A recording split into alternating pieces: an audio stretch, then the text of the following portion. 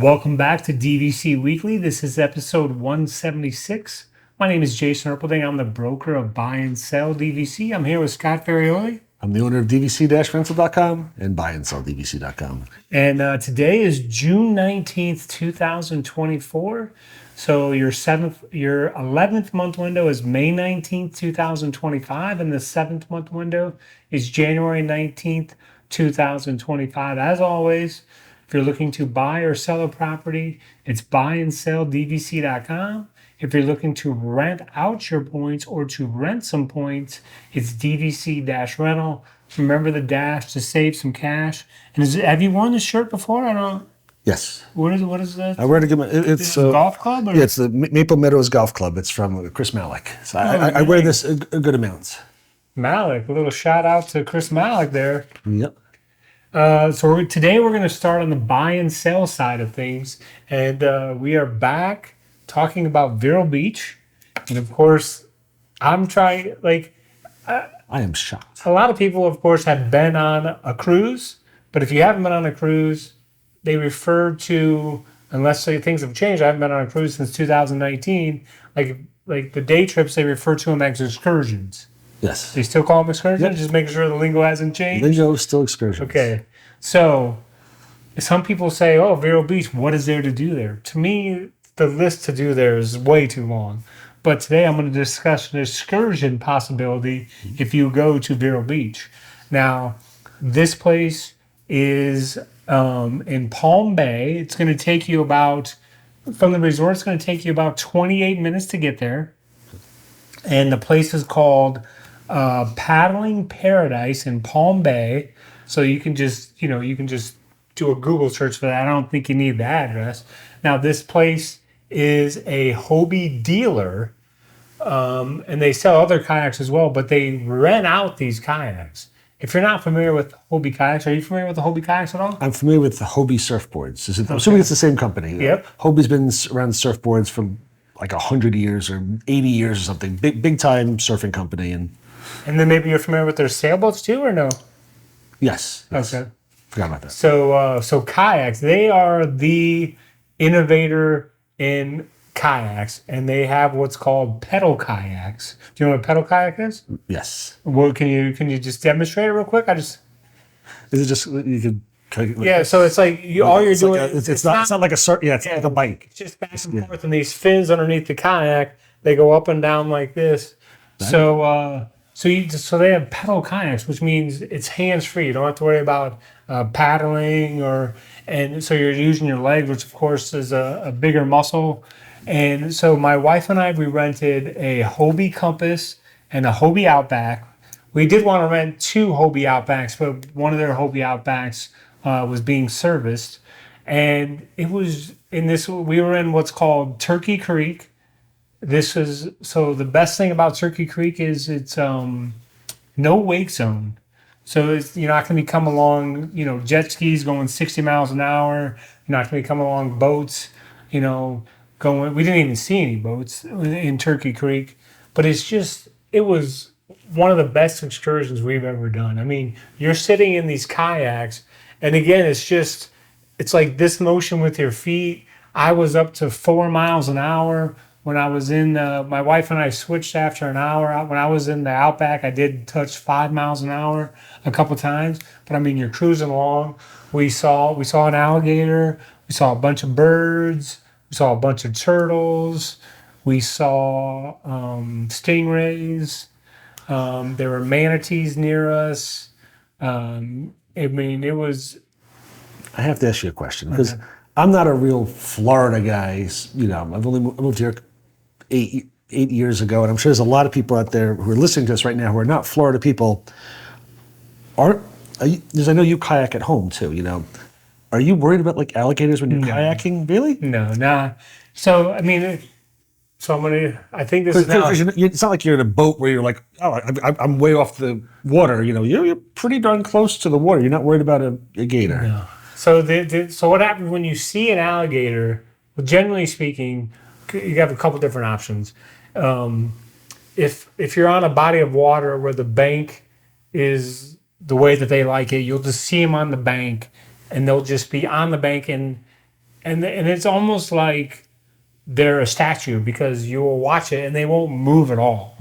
Okay, and then the other times you'll see alligators and you'll just see the top of their head out of the water, and then you want to get. If you want to get a picture of them, you're going to try and get closer and closer, and then eventually, as you get closer, they just go under, and you don't know where they go because That's part of the fear. they Not don't knowing where they go. But they do not. Like I will tell you this. So I've been in Florida since December of '97. It's one of those things where once you're like, I've taken my sons on a lake where there's 4,200 alligators. You just see them all over. It just doesn't even faze you at all because number one, you're not. You're not traveling with a rotisserie chicken. Maybe you're not. I get hungry. You're not traveling with a rotisserie chicken. I like sandwiches. I like sandwiches with wrapped me. around your wrist. And of course, we're not traveling with, a 9-pound pug either. So, but they're going to leave you. I mean, and number one thing, if people don't know this, you do not want to feed the alligators. That's what ruins an alligator. Once an alligator has been fed by a human, that alligator needs to be removed. And you don't want to know what happens to that alligator. But that alligator needs to be removed ASAP. Because it's got dark. So gets removed. You don't want to know what happens to that alligator. Man. But most people, of course, they don't. I mean, it's illegal in Florida to feed alligators, and you're going to see them, and then they're going to go down. Now, of course, we were there starting at 9 a.m. Now, if you're there at dawn, like this place opens during the week at 9, on the weekends at 8. I mean, if you're on a body of water at dawn, you're going to see more alligators, or if you're at dusk, you're going to see more alligators. But during the day, like between 8 a.m. and 6 p.m., I mean, the alligators are going to be, at the bottom. You're going to be going over alligators, and it's not even going to faze you. Now, you're not going to stop in this body of water and get out and walk next to your alligator. I mean, next to your kayak. You would not do that. Haven't you seen the movie Lake Placid? I haven't actually. Oh, okay. So that's like giant alligators, giant crocodiles, and they're killing people. Oh, really? I want to be on. No. It's very safe. Very. There was like, I would say 10 to 15 other people that were there. So I need to make sure I say this in the correct manner. Since there were like 10 people, it was kind of like a buffet. So hopefully they weren't interested in you. So at one point, these ladies who were kayaking, right? So they did ask us like, oh, how was the trip? Because they were about, and I'm like, oh, great. And then we mentioned, and we said alligators. So then right away they were like, well, should we be concerned? I'm like, no, you don't need to be concerned. You're gonna see, if you see an alligator and you get close to it, it's just gonna go underwater, and it's not gonna. It's just pretend like it's gonna go as far away from you as possible. It's not gonna come near you. So there's nothing to worry about. Like your kids would love this trip. You would love the trip. I mean, it's so easy with the pedal kayak, and with the Outback. You have the steering controls on both sides. The Outback's just a little bit. The Outback is supposedly the number one kayak sold the last 20 years. And, we were in the newest, like a 2023. It has what's called kick-up fins. So now if you were to run into like a log underneath the water, the fins just kick up. Not a log. That's a the gator. fins just kick up and the rudder just kicks up. It's just... it's very relaxing. This kayak it's like almost like you're in the seat super nice. I mean, it's like you're in a nice, relaxing minivan or something. So you're saying that like it's kind of like you're in a burrito and you're just traveling this little burrito, and that gator is. It is very nice. There's nothing to worry about, and you're going to see nature, and there's no reason to like. They might do guided tours there, but there's no reason to get a guided tour. I mean, just have your phone on you so you can, follow the Turkey Creek, because there's a couple different options. Like you can go right or left, and then you can go out kind of into the bay. So do you remember what the price is for this? So hourly rate? It was a 2-hour trip. Okay. And again, we had the Outback and the Compass. So the Compass per hour is a little bit less than the Outback. I want to say they charged us like $135. Okay. And I mean, I thought it was well worth it. I mean, you know, they're right there on the water. You just walk down, you just launch right there. And the pedal drives, it's very easy. Like, you know, you take the pedal, like if you were to get into where it's only like 4 inches, you have to take the pedal drive out, but it's easy to take it out. You just click a button, you take it out, lay it there. And then like I'm 6'4", so I wasn't sure. And the settings go from 1 to 7. I think I had my setting at like a 4 or 5, and I still had plenty of room. So very, very user friendly, and I mean it was very nice. So mark that down. If you're coming to Vero Beach and you say, what is there to do there? There you go. Excursion number 1 for you, right there. Excellent. I could have done the food review too, because then we went around a corner. And You were the food review. But now we're on to the food review of the week. Come here, I'm gonna eat you! Get in my belly! Kill this. All right, this food review, we are back at California Adventure. We are at the D Lish cart. We tried 2 different items there. This was specifically because Disneyland has their food and wine festival going on right now. First thing we tried was the carbonara garlic mac and cheese featuring, and I apologize for not pronouncing this correctly, Nueskies. It's Nueske, Nueskies, peppered bacon for $9. This was one of the best items we had at Disneyland. Can't go wrong with the garlicky cheese, you know, garlic cheesy mac and cheese with bacon on it. It didn't taste very peppery at all, which was fine with us. Definitely would have gotten this again. $9 is definitely expensive for what you got. Probably should be about $2 cheaper. But, you know, you're at a Disney park, you got to deal with it. And truthfully, again, probably $2 cheaper if it was at Walt Disney World. Still, this gets an 8.2. Very, very happy with this. Definitely would get again. And the teaser for the next time is that we're going to go over a sweet item that we got instead of this savory item for the next episode. So I just had to ask a question, and maybe I shouldn't ask this question, but is this because I don't know on the spot? Is D Lish cart? Is that like a famous place? Like I don't believe so. No, I think that's because the way you said it was like everyone knows. Oh no, where I don't believe it is. Okay. I could be wrong. I don't believe it is. I think it was just something for the Food and Wine Festival. Oh, okay. Yep. Because I like how you just said it. Like, hey, guys, that's how it is. Exactly where to go to get this. The D Lish cart. Okay, now we're on to the DVC-rental side of things. So 2 weeks ago, I went over the pros of renting DVC points. To be fair, I have a list of some of the possible cons with DVC points. Possible limited availability. Popular resorts and room types could be limited for rental, especially during peak times. DVC rooms typically will sell out further than regular Disney rooms because of the large savings. So there could be more limited availability than if you try to book directly with Disney. You know, if you're looking for Beach Club last minute, it's not going to be available. Where if you go on the Disney site, it could still be available. You know, you're going to pay double what we charge, but it could be there. And I just want to add Hilton Head Summer. Yes. Mainly because the Hilton Head owners are using the points, they don't rent them out. Yes. So it's very difficult to get in at Hilton Head in the summer. Just want to throw that out. Yep, exactly. Technically, you have less control over the reservation compared to when you book it directly with Disney.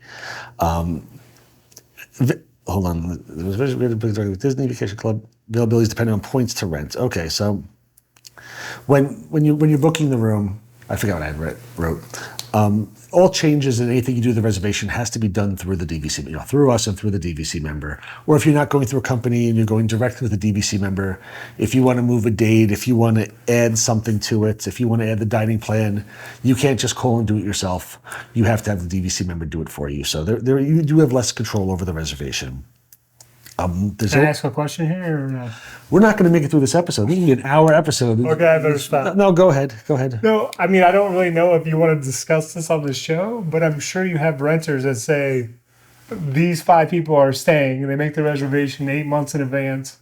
Then at 6 months in advance, they say, well, now it's going to be these 5 people. They changed 2 names.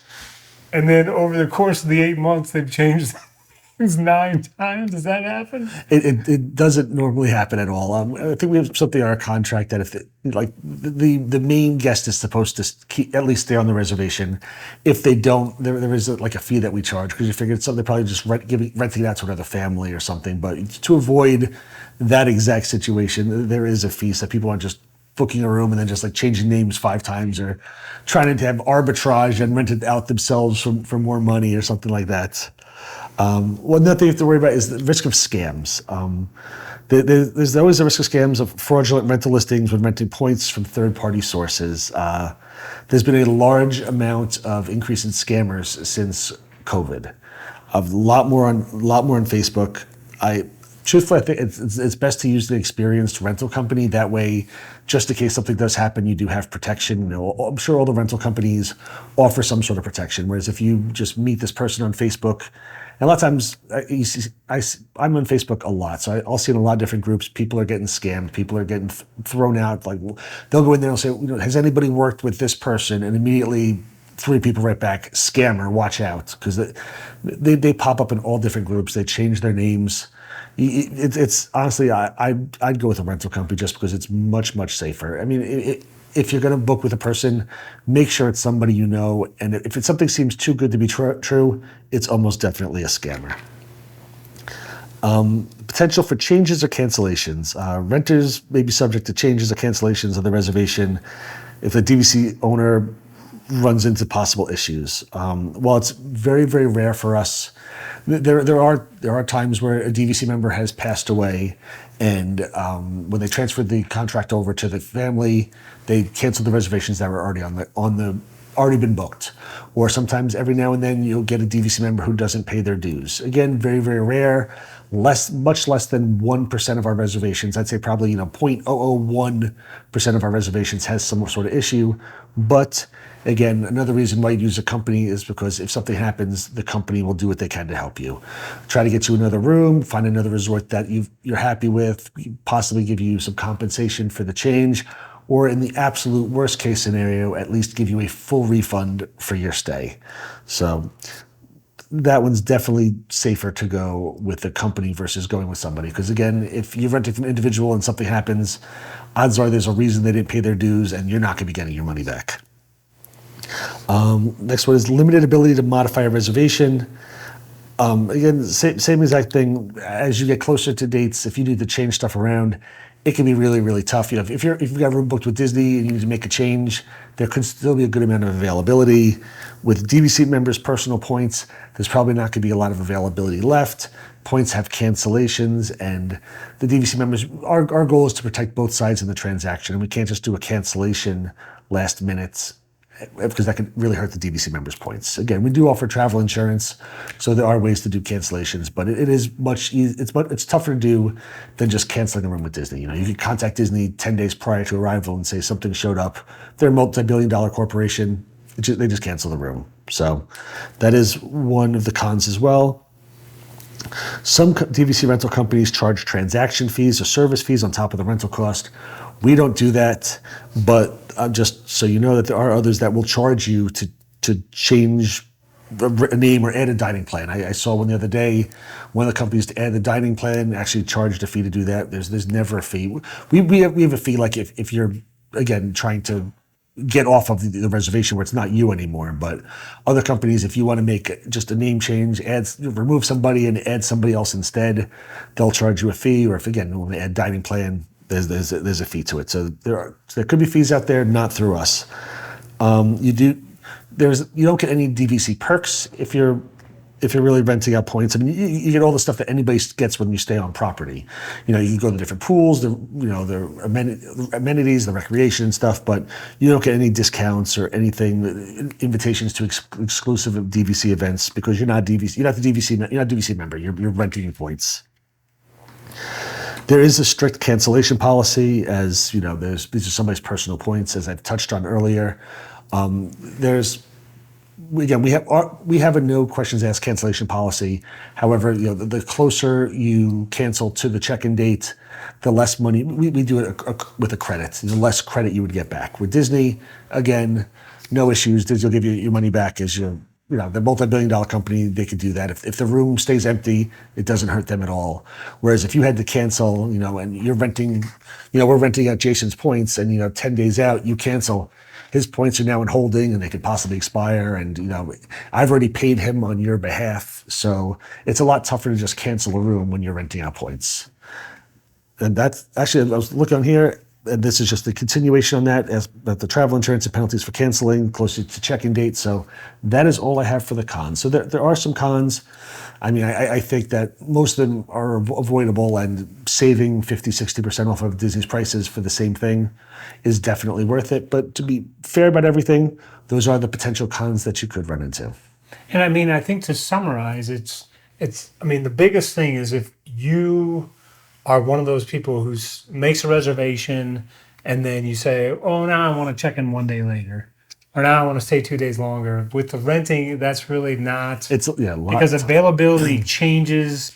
I mean, after you book it and you book, say, your 5 nights, and maybe when you booked it the night before and the night after was available, well, 2 hours later, those nights could be gone. Yeah. So if you're a modifier, I would say that's the biggest con, because it's just not easy to modify the reservation. Exactly. I'd say if you're somebody who typically books a vacation and locks it in and then, that's it, you're going, super, super simple, definitely renting points. If you're somebody who's, for a lack of a better term, like flaky, where they'll book a room and they'll go, oh, you know what? I just saw this resort instead. That looks nicer. I don't want to be at Beach Club. I want to be at Animal Kingdom. Or you know what? These dates don't work anymore. There are penalties to modify stuff. To cancel the room and rebook something because we could be using a different DVC member. There's a lot of issues with it. So if you're somebody who locks in stuff and is good, renting points is great. If you know that you're somebody who is always canceling rooms or changing their mind, renting points might not be the best for you, because again, Disney's much easier to cancel and change stuff around. When you're renting points from somebody else, from another family, it's a lot tougher to make changes. Have you ever canceled a big vacation or a cruise? Yeah. Never canceled anything. I think the only cruise, we had to cancel the cruise for March of 2020, but that was because of. Oh, yes. Yeah, that's right. I think the only cancellation we've ever had to deal with that has to do with 2020. I forgot about that. Yeah, we did have a cruise booked in 2020, but we didn't cancel it. The cruise line canceled it on us because they weren't sailing. But yes, that's the only one that was ever canceled. Yeah, so I mean, for most people, majority of people, they've never canceled anything ever except for the year 2020. So most people, everything works smooth when you're renting. Yep, absolutely. So don't forget about that excursion at Vero Beach. We're going to get Scott on a kayak in the water in Florida. With raw chicken strapped to my arms. So he knows there's nothing to worry about. We'll get it. Oh, man. We're going to make this happen. Next thing you know, he'll be buying a truck, 2 kayaks in the back. So we'll see you next week. That's scary stuff. Thanks for watching. Have a great day.